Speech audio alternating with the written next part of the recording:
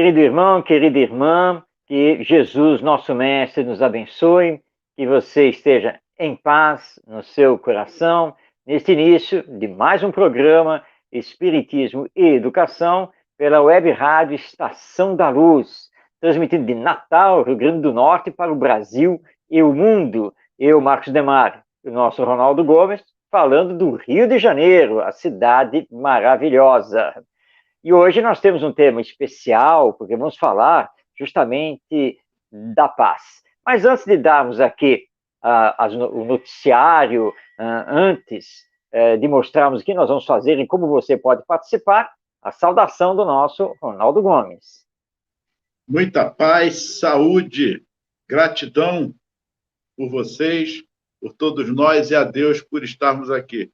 Que possamos, eu e Marcos, apenas ser o intérprete da busca, dessa busca da verdade que vem do nosso Pai Maior, para que possamos apenas dar esse pontapé em busca dessa verdade. Muita paz, que Jesus nos abençoe.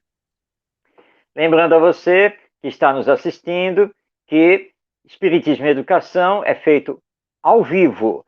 Portanto, você pode participar enviando a sua pergunta ou o seu comentário dentro dos nossos temas ligados à educação na visão espírita. Você já pode estar aí acompanhando na sua tela os telefones, WhatsApp, enfim, para que você possa participar do nosso programa. Na primeira parte, eu e o Ronaldo abordamos o tema programado e na segunda parte nós, então, respondemos às perguntas, ou seja, passamos a palavra a você que está aí nos acompanhando. Hoje o Espiritismo e Educação vai aqui comentar o tema Trabalhando a Educação para a Paz. Lembrando que a Unesco, que é o órgão para a ciência, cultura e educação da ONU, da Organização das Nações Unidas, a Unesco possui um programa voltado para o desenvolvimento da cultura da paz nas escolas. E, inclusive, a Unesco ela tem uma parceria com a Unipaz, que é a Universidade da Paz, que foi fundada aqui no Brasil, em Brasília, pelo filósofo e educador francês Pierre Rivel, que já está aí desencarnado. Mas será importante realmente trabalhar a cultura da paz nas escolas? Qual é a posição do Espiritismo em relação a esse trabalho, a esse desenvolvimento educacional? Então, nós vamos começar por aí. Na sequência, nós vamos abordar a Carta pela Paz no Mundo, e com alguns trechos dela, inclusive tem os chamados 10 passos para a implantação da paz. Mas, Ronaldo, vamos começar então aqui a nossa conversa, nosso diálogo, com essa pergunta básica. Qual é a necessidade? É necessário realmente trabalhar a cultura da paz nas nossas escolas? Eu gostaria de polemizar um pouco. Opa, vamos lá.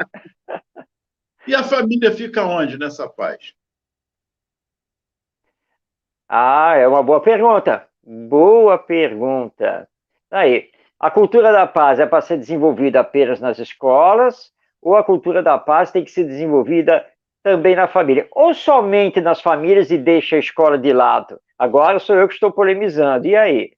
Pois é. Porque eu gostaria de polemizar mais ainda. Porque, já que estamos falando de escola e falando de escola, nós lembramos de mestre, do nosso mestre. Jesus disse assim, Marco, no capítulo 10, no versículo 34, ele diz assim, ó, se você não souber responder, pode perguntar aos universitários. Não penseis que eu tenha vindo trazer a paz à terra. Não vim trazer paz à terra, mas a espada. Porquanto vim separar de seu pai o filho, de sua mãe a filha, e de sua sogra a nora. E o homem terá por inimigos os de sua própria casa. Como é que eu posso levar para a escola se Jesus me diz que ele não vem trazer a paz? Mas aí é que eu fiquei mais intrigado ainda, porque ele dá uma continuidade que esse aspecto da paz, por quanto eu vim separar o pai do filho. Ora, se eu vou para a escola e Jesus está dizendo que vai separar o pai do filho, a nora, Marcos, desculpas, aí eu fiquei assim, meu Deus do céu, como é que eu vou fazer esse estudo com o Marcos? Eu não posso fugir desse aspecto e trazer isso, porque antes de eu ir para a escola, eu não posso separar do meu pai e da minha mãe. Que paz é essa que eu estou levando? Pois é, Ronaldo. Aliás, essa passagem do nosso Mestre Jesus compõe um dos capítulos do Evangelho segundo o Espiritismo, de Allan Kardec, que é o capítulo A Estranha Moral. Estranha moral para aqueles que pegam as palavras de Jesus ao pé da letra. Na verdade, o que Jesus quis nos dizer, sim, realmente ele não trazia a paz, mas sim a espada, no sentido de que ele estava aqui na Terra contra as convenções humanas, as zonas de conforto que havíamos criado e ainda criamos, que são zonas de conforto materialistas. Então, nesse sentido, trazendo uma nova mensagem, trazendo a lei de amor para nós, Jesus pode ser tratado, pode ser visto como um revolucionário, ainda mais para a época. E, de fato, o que foi que aconteceu? Os judeus brigaram entre si, os romanos brigaram com os judeus, os pagãos, os gentios, que eram os outros povos, se degladiaram e brigaram com os cristãos. Então, o que nós vimos, a partir da mensagem de Jesus no Evangelho, é que realmente a humanidade se dividiu. Começou a se dividir para antes dele e depois dele. Depois começou a se dividir por brigar pelas interpretações dos seus ensinos. E aí nós tivemos diversas divisões. Depois culminou com a guerra, a verdadeira guerra, que se espalhou pela Europa entre católicos e protestantes. Depois, então nós vimos convulsões. Ou seja, ao invés de termos paz com os ensinos de Jesus, nós tivemos, na verdade, distúrbio, violência, e vai culminar também, que é um dos lances tristes da nossa história, quando os cristãos, em nome de Jesus, vão passar a espada nos infiéis árabes que tinham dominado lá a Palestina. Então, realmente, ao invés de termos paz, nós tivemos a espada. E mais recentemente, porque é um fato mais contemporâneo, nós tivemos a guerra entre católicos e protestantes na Irlanda. E, olha, falando já do século XX, bem próximo aqui de nós. Eu trouxe isso, Marcos, justamente, perdão, eu não é cortando, sim, não, mas justamente para que possamos observar que a paz de Jesus não é a paz do mundo. É esse aspecto que nós precisamos. Se não é a paz do mundo, e Jesus está trazendo essa paz, é a nossa paz interior.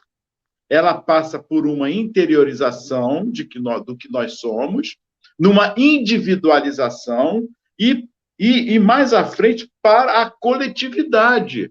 É uma preparação. Então, o que Jesus quis dizer, de fato, é que, por conta do nome dele, olha quantas coisas você já colocou aí, ele trazendo essa paz, ele trazendo o amor, amai-vos uns aos outros, porque ele fala sobre isso.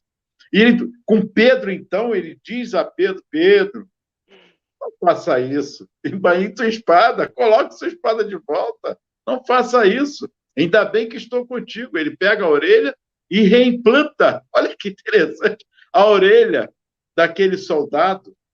Isso é amor, é atitude nossa, da nossa interiorização. É isso que Jesus quis dizer, que o pai e a mãe vão brigar um com o outro, o filho vai brigar um com o outro, por conta das dissensões, em nome dele, por interpretações próprias, não a interpretação do amor que ele veio trazer.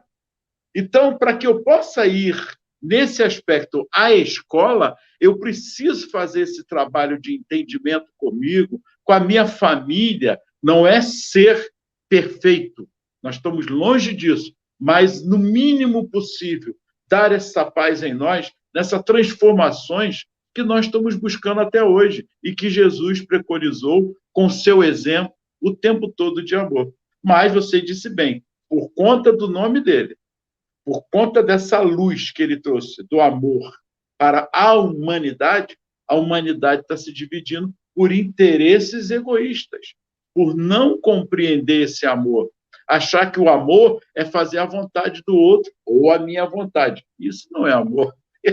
Nós confundimos até isso nesse aspecto. Perdão, Marcos. Sem dúvida, Ronaldo. Nós temos que lembrar um outro ensino de Jesus que está no Sermão da Montanha, quando ele faz as bem-aventuranças. E quando ele diz, bem-aventurados os brandos e pacíficos, porque herdarão a terra. Parece que Jesus está se contradizendo, né?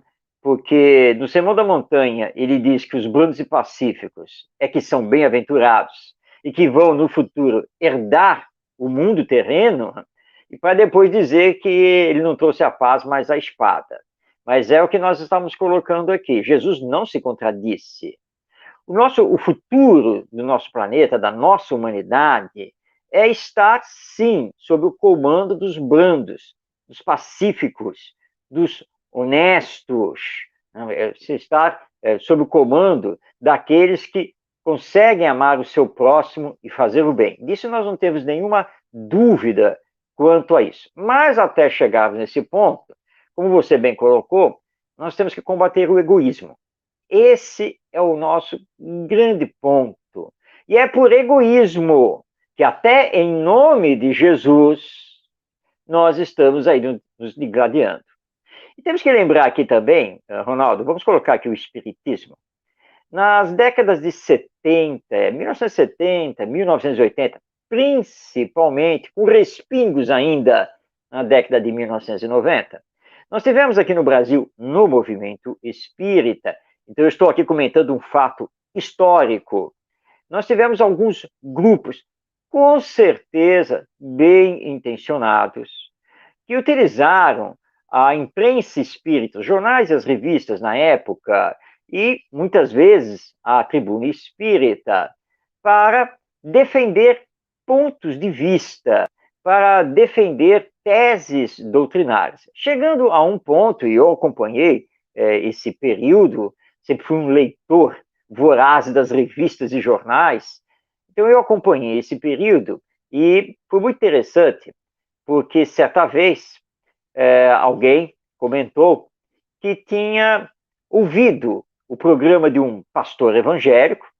e vamos citar o fato aqui, mas com todo respeito aos nossos irmãos evangélicos, e um ouvinte reclamou com ele: pastor, o senhor não está atacando o espiritismo.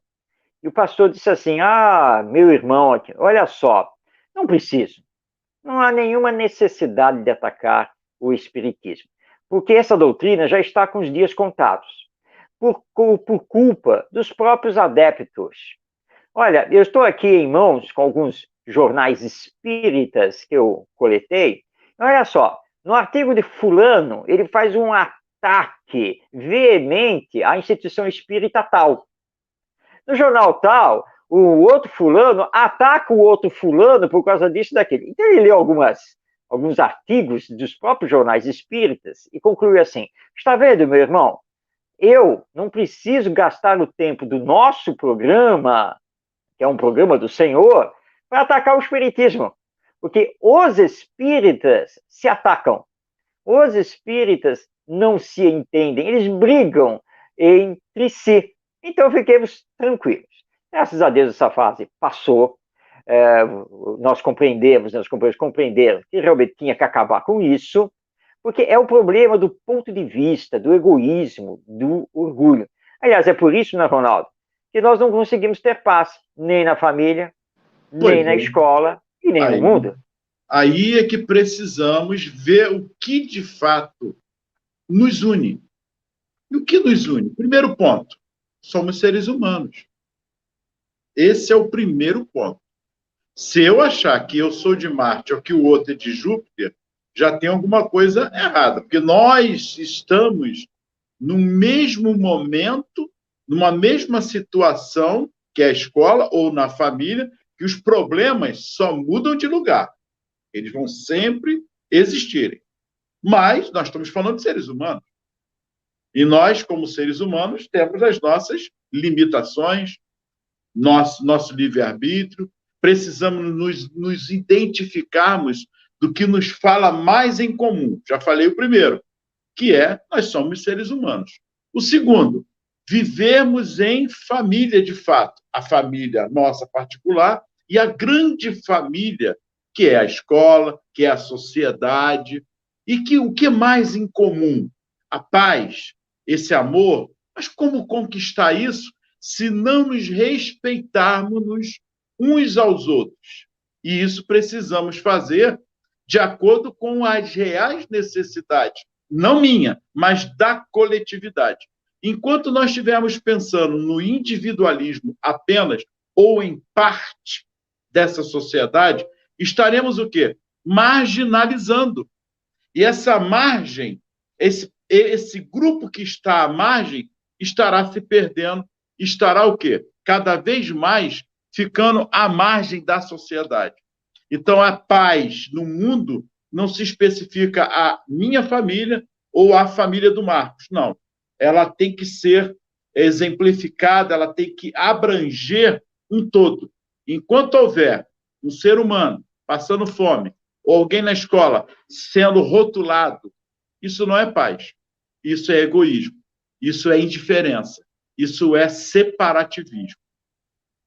É verdade, Ronaldo. Você fez colocações importantes. Então, vamos reforçar aqui. Primeiro caminho, né? Somos seres humanos, espíritos reencarnados, filhos de Deus, portanto, irmãos. Aí, como você bem colocou, diante disso, precisamos nos respeitar. O respeito é fundamental. E terceiro, precisamos realizar, e é por isso que estamos reencarnados aqui no mundo material, nós precisamos realizar o aprendizado do amai-vos uns aos outros. Isso é fundamental para conseguirmos ter uma convivência em paz no nosso núcleo familiar imediato, com os nossos vizinhos, com os nossos amigos, com conhecidos, e assim nós vamos ampliando até conseguirmos chegar a essa convivência pacífica a nível humano. Eu quero trazer agora, Ronaldo, os 10 passos para a paz, porque é claro que algumas pessoas estão nos acompanhando, está tudo bonito, está tudo muito bem, mas tudo isso é teoria. E, na prática, o que nós precisamos fazer? Sempre lembrando, estou aqui reforçando o que o Ronaldo também acabou de dizer. A educação para a paz tem que começar comigo, ou seja, eu preciso me colocar em paz. Eu preciso me fazer essa educação. Bem, na carta para a paz mundial, que eu publiquei em 2016, a Carta pela Paz no Mundo, eu proponho 10 passos para conseguirmos essa paz. Vamos ver se é possível. Vamos ler aqui os 10 passos para nós podermos comentar. Vamos lá. Primeiro, procure amar os outros como eles são, respeitando seus direitos sem fazer exigências. Segundo, respeite o ponto de vista dos outros, pois cada um tem seu entendimento, sua visão das coisas e suas perspectivas da vida. Terceiro, seja compreensível e tolerante para com os outros, do mesmo modo que deseja que os outros o sejam consigo. Quarto, busque sempre o perdão em todas as circunstâncias. Quinto, seja a mudança que você deseja ver no mundo. Sexto, na administração pública, pense sempre no bem-estar coletivo. Sétimo, substitua a agressividade pelo amor. Oitavo, faça aos outros somente o que gostaria que os outros lhe fizessem. Nono, combata os vícios morais, desenvolvendo as virtudes, aplicando a si mesmo a educação moral. E décimo, eleja a não violência e a paz como roteiros existenciais. Então, 10 passos aí para podermos trabalhar a Ô, paz. Marco, o Fala, quinto, Ronaldo. o quinto e o sexto, por favor. Vamos lá. Quinto, seja a mudança que você deseja ver no mundo. E sexto, na administração pública, pense sempre no bem-estar coletivo. Olha aí. Eu não estou resumindo, não. É que os dois, todos são importantes, mas esses dois é o que nós estamos observando, principalmente no mundo, mas aqui no Brasil. Essa falta do sentido, do sentir, do sentimento de si mesmo em relação à coletividade. Verdade, é verdade. E Jesus disse uma coisa fatal: quem comigo não ajunta, espalha. E É nós isso aí. estamos espalhando, então não tem como. Se nós continuarmos com essa falta de amor, desse princípio de paz, debater, discutir sim. Não é isso que a história nos ensina? Da discussão nasce a luz, né? Não é verdade? Então nós temos que buscar, através dessa discussão ímpar, sem levar pelo lado pessoal ou do personalismo, porque isso é que estraga toda a discussão dos itens que você acabou de narrar, e esses dois eu quis destacar justamente por esse princípio interior, mas do sexto, que é a coletividade. Enquanto continuarmos indiferente às situações que estão acontecendo, eu coloco isso, Marcos, porque a indiferença é um dos carros-chefe do egoísmo.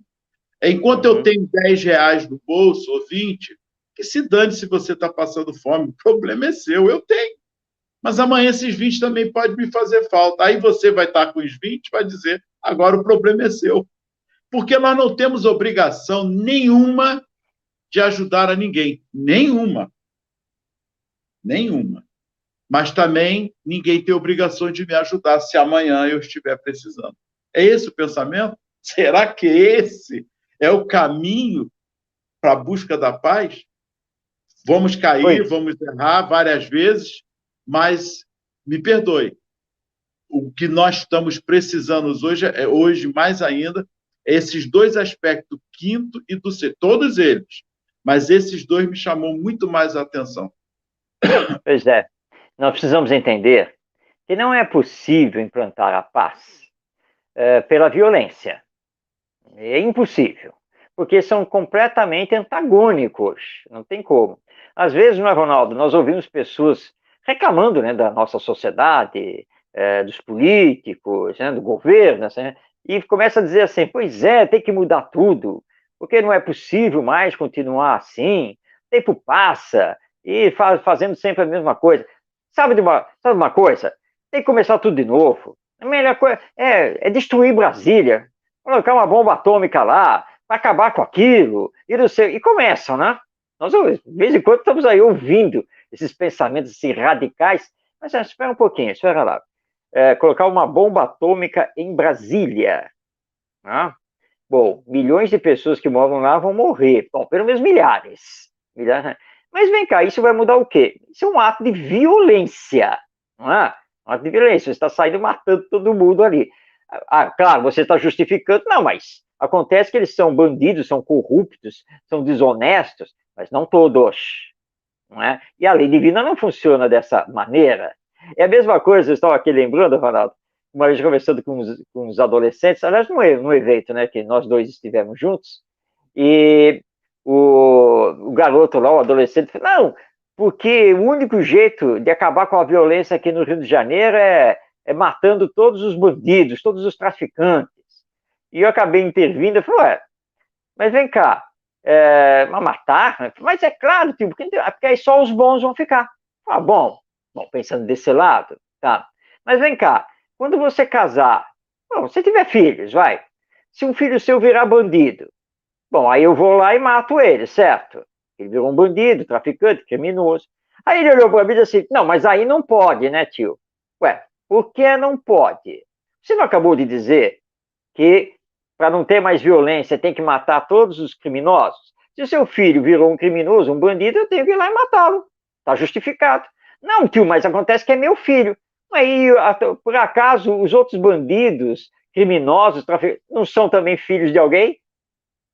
Estamos aqui para discutir se foram bem educados, se não foram bem educados, qual era o problema. Não, mas vem cá, eles também têm pai e mãe. Então, o que justifica preservar o seu filho bandido e não poder preservar os outros? Não é mesmo?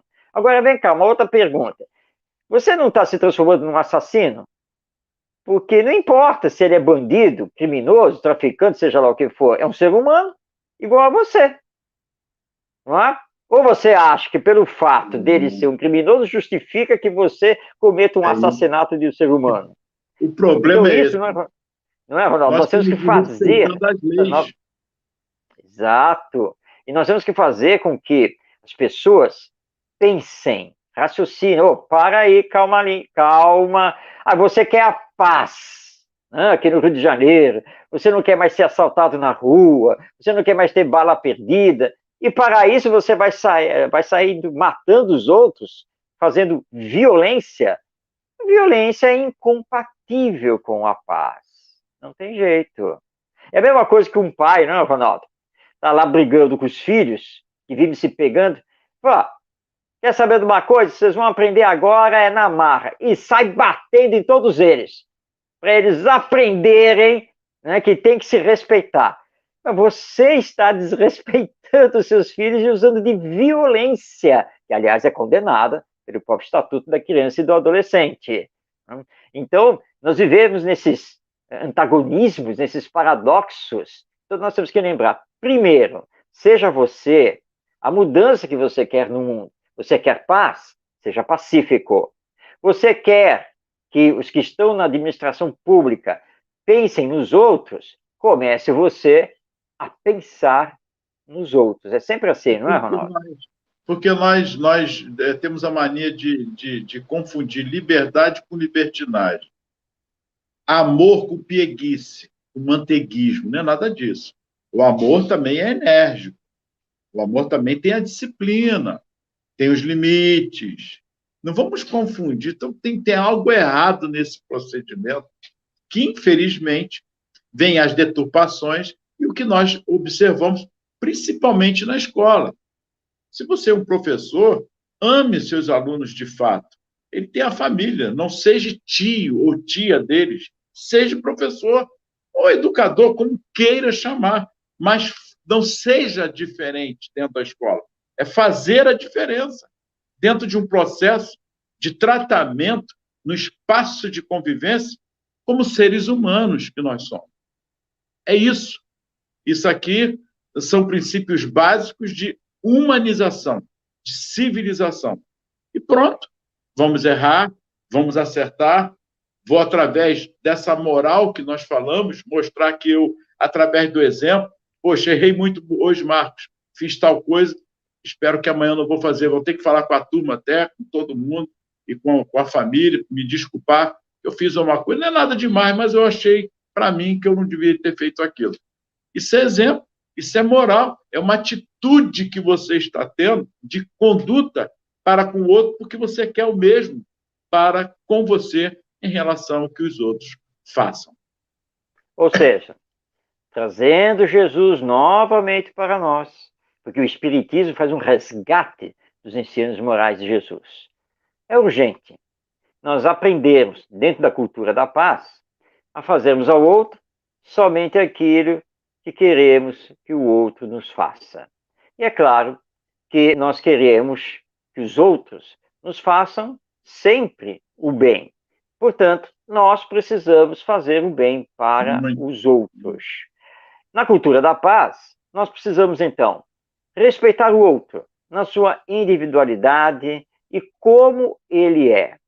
Precisamos compreender as suas opiniões, porque nós somos individualidades em estágios diferentes de evolução e, obviamente, que não vamos pensar sempre do mesmo jeito e nem vamos querer as mesmas coisas. Isso é natural. Os graus evolutivos são diferentes entre nós.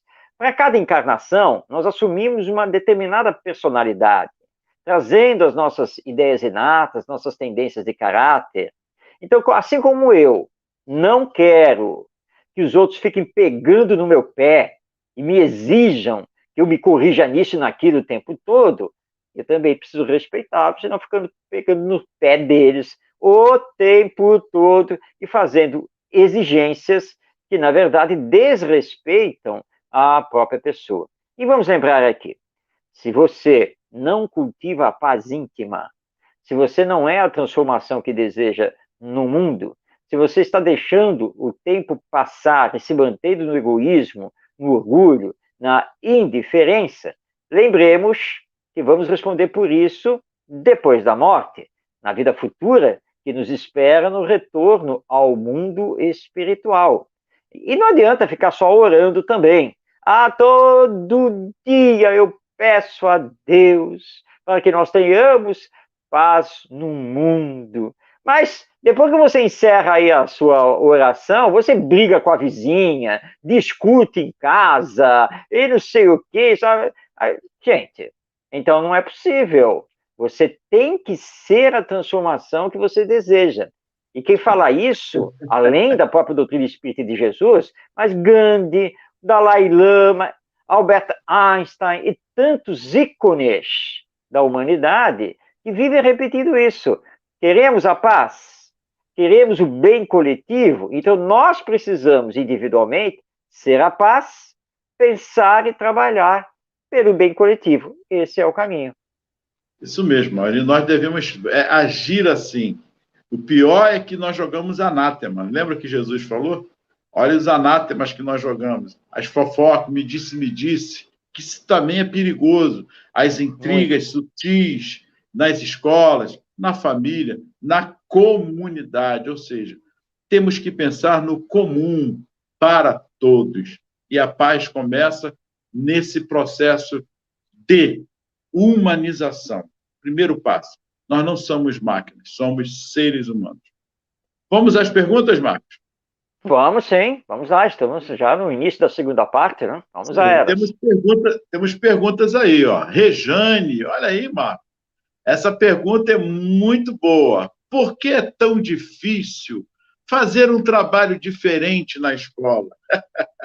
Como, por exemplo, trabalhar o desenvolvimento socioemocional dos alunos. Muito boa, Rejane, gostei. Muito boa, Rejane, realmente. Bom, por que é tão difícil, não é mesmo?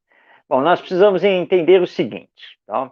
O nosso sistema educacional brasileiro, ele está formatado, é um sistema com uma determinada formatação.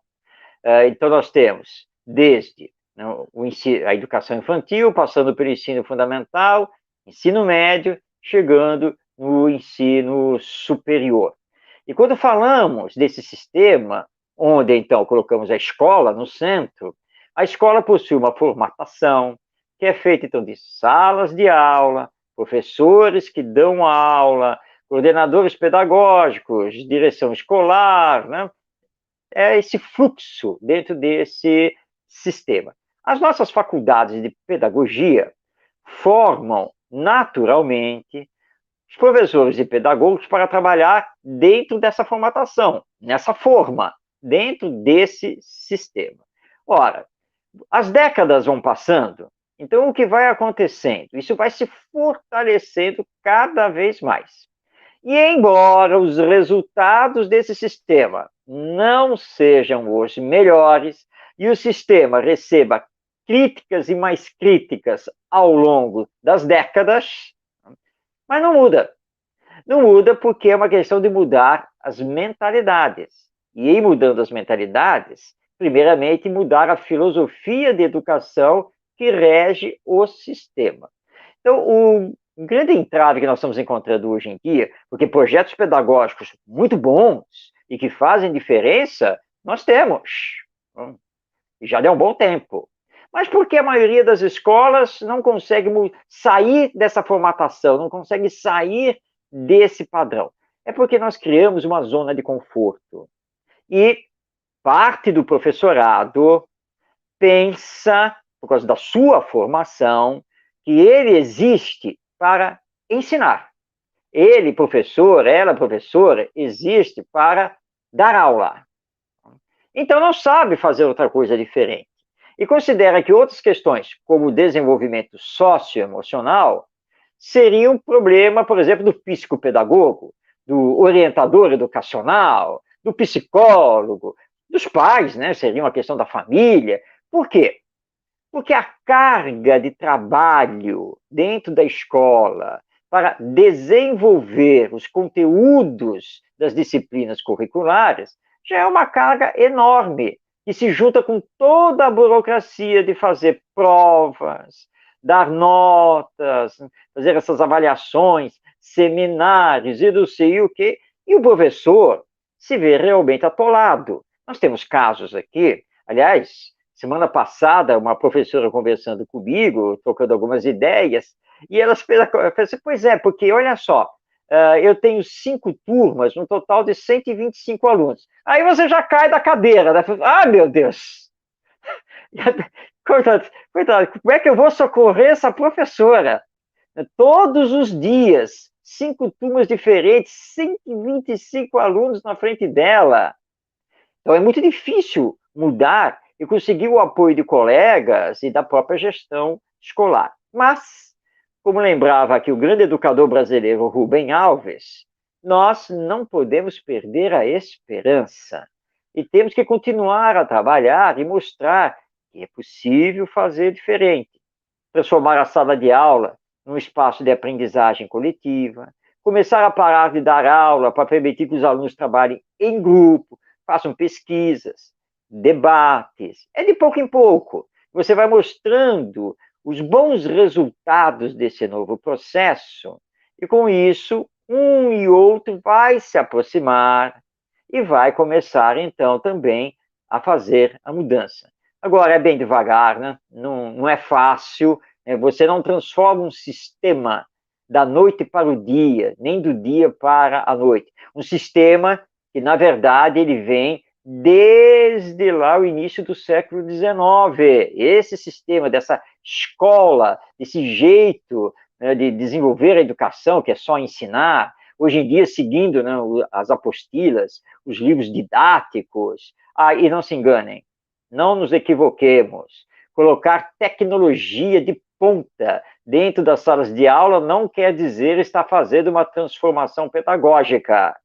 Tá? É apenas uma questão aí de recursos novos que estão sendo utilizados. Então, se nós já temos mais de 2 séculos com esse sistema, nós temos que ter a devida paciência e perseverança para modificá-lo. E o Espiritismo nos auxilia muito dentro disso, na nova visão que ele tem sobre o ser, sobre a vida, a lei de evolução, e nós acreditamos, sim, que nós vamos conseguir mudar tudo isso com um projeto pedagógico inovador, mais espiritualista, e que vai respeitar a condição individual de cada criança e de cada jovem. Continuemos a trabalhar. Muito bem. Próxima pergunta. Vamos à próxima. É Augusto, São Paulo. O Espiritismo diz que somente a educação pode transformar a humanidade. Como isso pode acontecer, Marcos? Muito bem, Augusto. Você está aqui recordando para nós o que está lá na questão 796 do Livro dos Espíritos. Somente a educação pode transformar a humanidade. Agora, Augusto, vamos lá ao que o codificador desenvolveu a partir dessa fala. De qual educação nós estamos falando? Aqui é que é a chave da questão. Se estamos aqui falando da educação que ilustra o conhecimento, a educação que passa instrução, essa educação não vai transformar o mundo. Porque se fosse transformar o mundo, já teria transformado. E o que não falta aqui no nosso planeta são pessoas com conhecimento, são pessoas intelectualizadas, certificadas, né, com pós-doc, MBAs e vai por aí afora. Isso não falta. Tá? Então, não é esse o caminho. Não, mas então, que educação? Kardec é muito claro. A educação moral.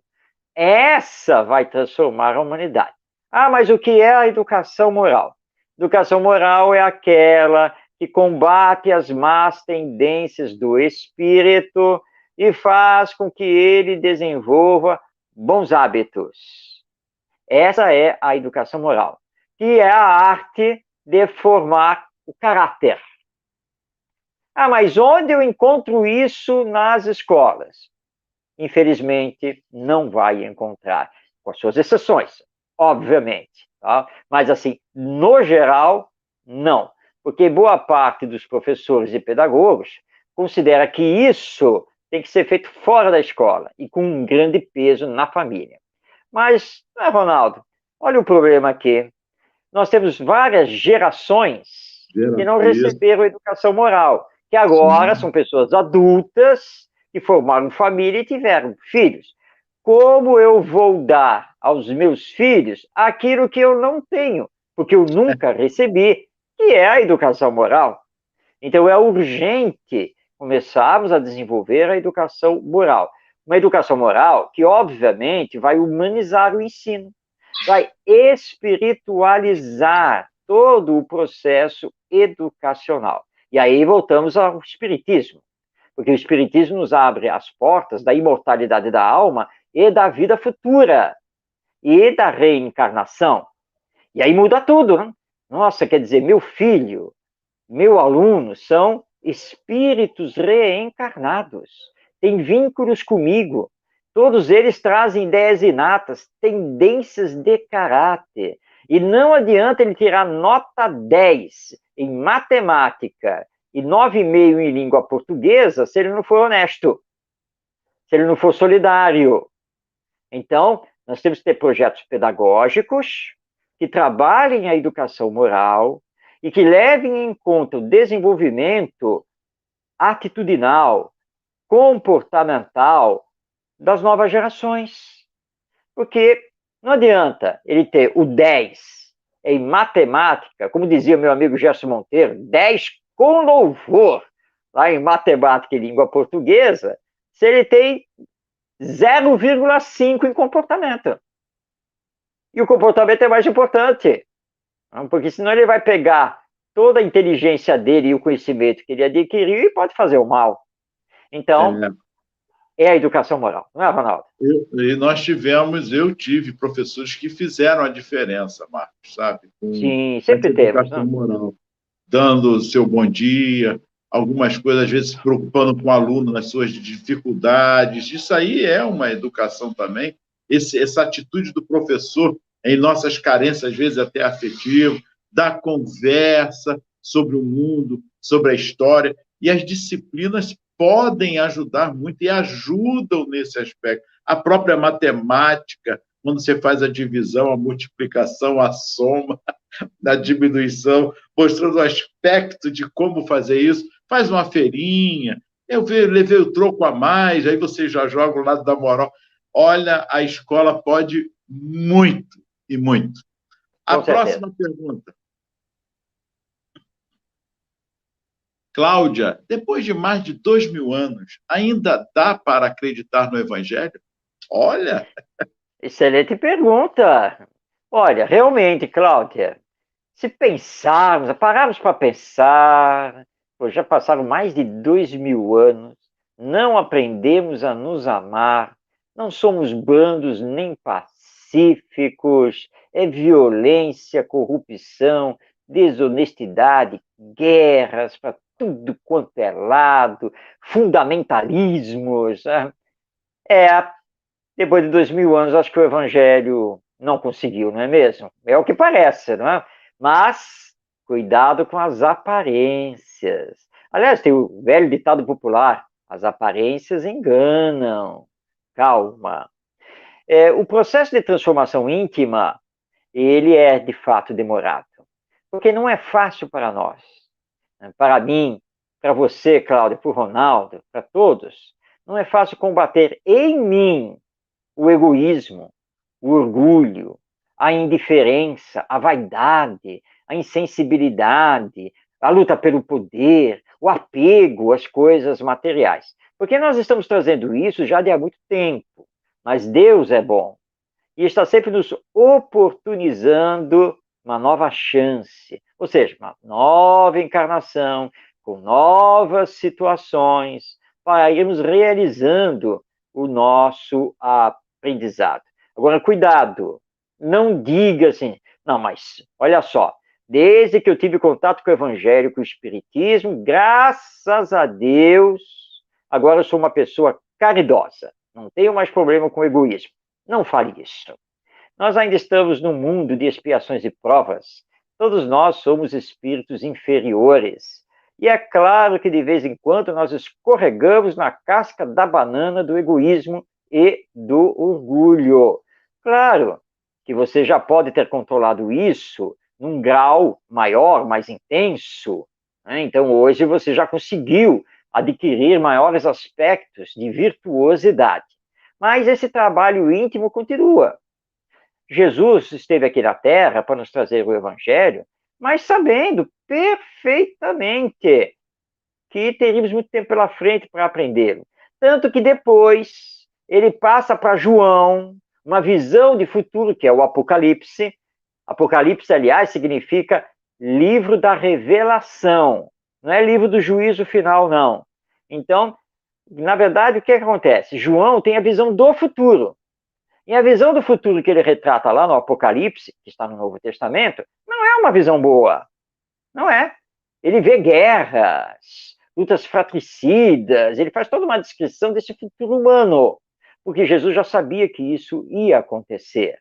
Mas vai acontecendo até que a dor começa a nos levar para o amor. E o Espiritismo veio destravar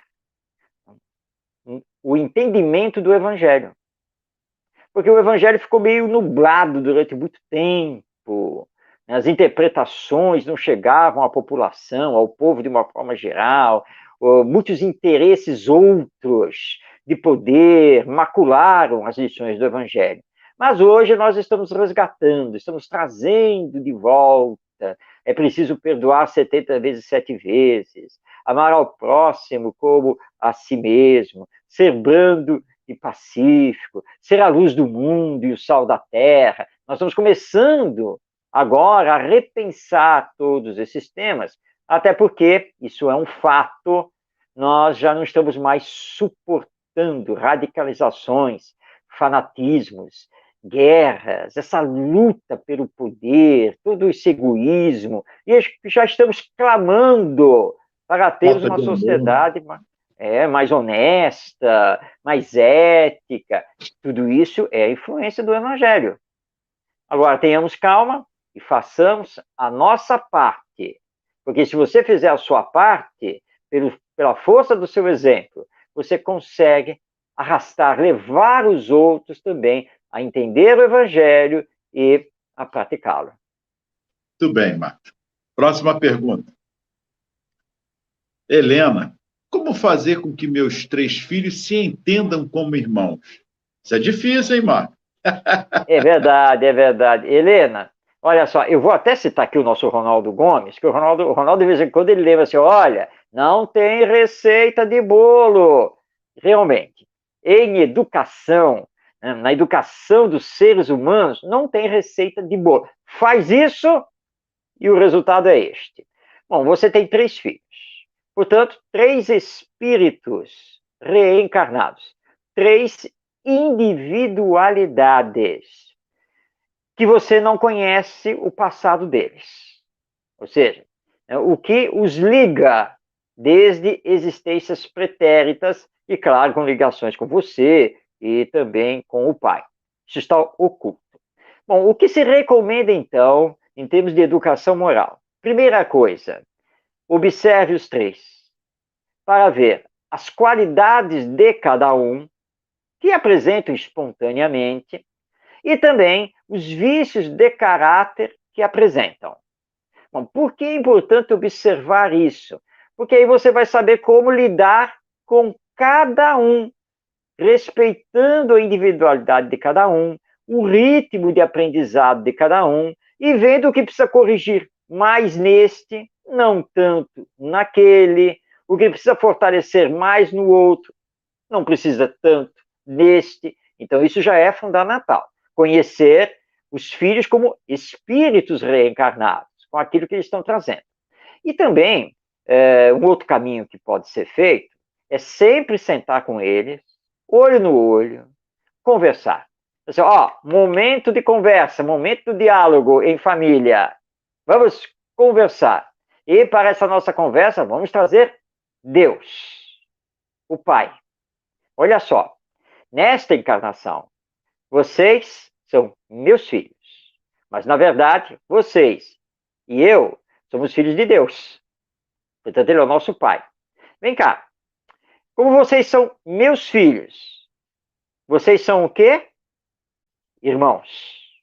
Se todos nós somos filhos de Deus, nós somos o quê? Irmãos.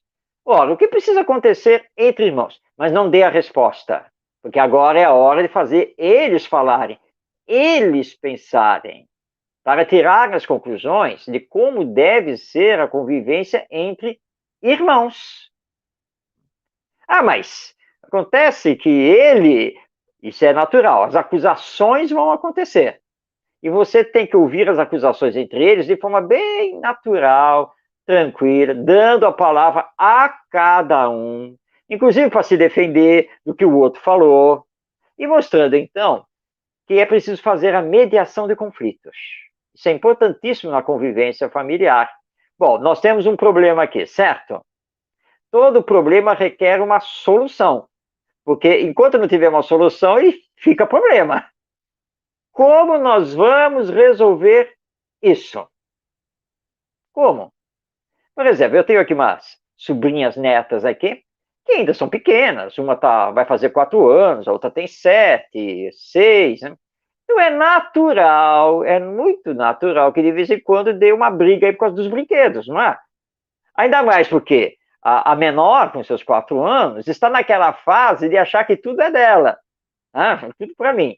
Então ela viu uns bonequinhos aqui de pelúcia novos, aí já pegou tudo, aí abraçou os bonequinhos e tal. A outra, a irmã mais velha, foi lá, não, deixa esse boneco aqui comigo. Claro que a pequena não quis dar. Claro que não. Ela abraçou mais forte ainda os bonecos para não dar. Aí é quando você faz a intervenção. Não, vem cá. São vários bonecos, não são? E você vai cuidar deles, não é? Pois é. Mas olha só, por que a sua irmã não pode cuidar de um? Vai até lhe ajudar, não é mesmo? Aí depois vocês trocam, não é? Você não devolve e tal. Aí ela olhou assim, e ela gosta da irmã. Tá, então fica com esse. Aí deu um boneco. Pronto. Veja, a mediação já resolveu o conflito. Aí depois começaram a brincar de médico, que não sei o quê, que os bonecos ficaram doentes. Aí pronto, aí começaram a interagir com a maleta lá de médica, não sei o quê, aí a coisa foi. Então, são caminhos para promover a melhor convivência entre seus filhos, que precisam, então, começar paulatinamente a entender que são irmãos e precisam superar as diferenças para construir a paz.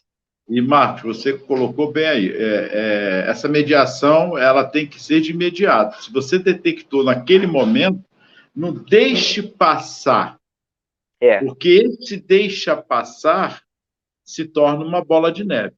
Então, detectou no momento, faz a mediação naquele momento. Não deixe passar. Verdade. Vamos lá. Adriana, Recife. O que é mais importante na evangelização espírita? Ensinar os princípios da doutrina ou ensinar o evangelho? Nós já conversamos muito sobre isso aqui. Verdade. Olha o problema da dicotomia, a separação. Por que nós temos que fazer essa pergunta? Ou isso ou aquilo. Educação precisa olhar o ser humano como um ser integral, esse espírito dotado de todo o potencial divino para o seu desenvolvimento. E a educação, ela deve ser integral, ou seja, ela deve atuar no desenvolvimento cognitivo e emocional, trabalhando ao mesmo tempo a área do desenvolvimento da inteligência e a área do desenvolvimento do sentimento. Então, na verdade, nós não temos que fazer essa discussão. O que é mais importante? O que é prioritário na evangelização? Dar aula sobre os princípios da doutrina espírita ou dar aula sobre os ensinos morais de Jesus. As duas coisas são importantes. O que o Espiritismo entende é que o peso maior tem que estar no lado moral, da formação moral. Aí é óbvio que nós precisamos, então, trabalhar os ensinos morais de Jesus. Mas ao trabalhar os ensinos morais de Jesus, não quer dizer que nós não vamos trabalhar os princípios que formam o Espiritismo.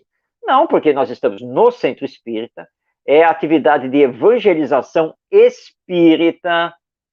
Pais e crianças sabem que é uma instituição espírita regida pelo Espiritismo.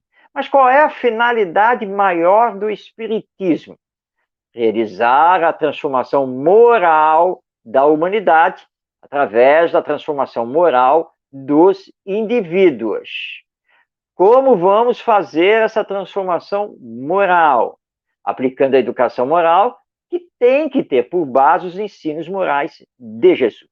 Então, na verdade, quando formos falar, quando formos trabalhar, por exemplo, a reencarnação, que Jesus também trabalhou, quando ele informou que é preciso nascer de novo, quando ele disse que, em verdade, Elias já tinha vindo antes, mas como João Batista, nós vamos ligar o tema reencarnação com as questões de ordem moral que se ligam a esse tema. Então, eu estou trabalhando um princípio do Espiritismo e, ao mesmo tempo, eu estou trabalhando um ensino moral trazido pelo nosso Mestre Jesus.